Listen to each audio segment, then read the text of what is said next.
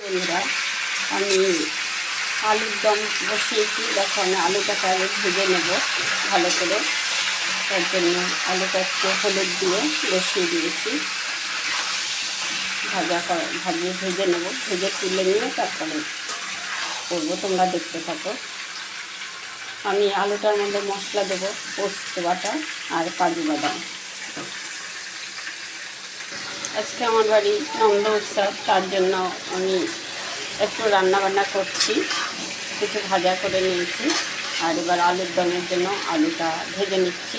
তার জন্য আমি একটু মশলা করে নিয়ে আসছি। মশলা করবো। দেখো, আমি দুটো টমেটো নিয়েছি, কিছুটা আদা নিয়েছি। এবার আমি এগুলো বেটে নিয়ে আসি।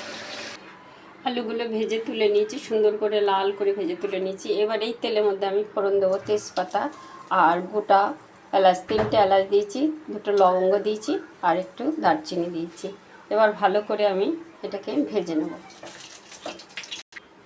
জিরে দিয়ে দেবো, একটু সাদা জিরে। এবার ভালো করে আমি ভেজে নেব, সুন্দর একটা গন্ধ বেরোবে। তখন এই যে আমি আদা আর 2টো টমেটো বেটে এনেছি, এটা দিয়ে দেবো। এবার আমি মশলাটা ঢেলে দিলাম। এবার ভালো করে কষিয়ে নেব। এবার এর মধ্যে আমি কিছু গুঁড়ো লঙ্কা দিয়ে দেবো। গুঁড়ো লঙ্কা দেবো মানে সব গুঁড়ো মশলা দেবো। আমি আগে হলুদ দিচ্ছি 1 চামচি, 4 চামচির 1 চামচি। আমি 2 চামচি দিচ্ছি জিরে গুঁড়ো। যেহেতু গোপালের জন্য রান্না হচ্ছে, ঝাল কম দিতে হবে। এখন ভালো করে মশলাটা কষিয়ে নেব।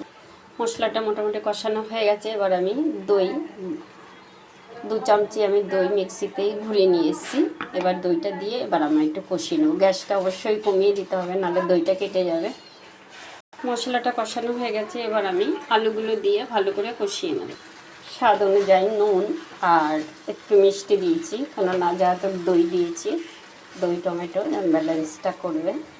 আর গরম জল বসিয়ে দিয়েছি। এবার আমি গরম জলটা দিয়ে দেবো। এবার আমি 5 মিনিট রেখে দেবো সেদ্ধ হওয়ার জন্য।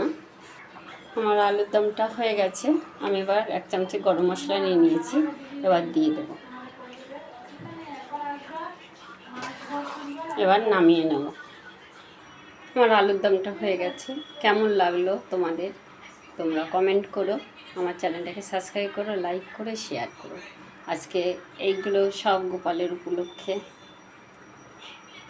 আজকে রাখছি, আবার অন্য রান্না নিয়ে আসবো তোমাদের সামনে।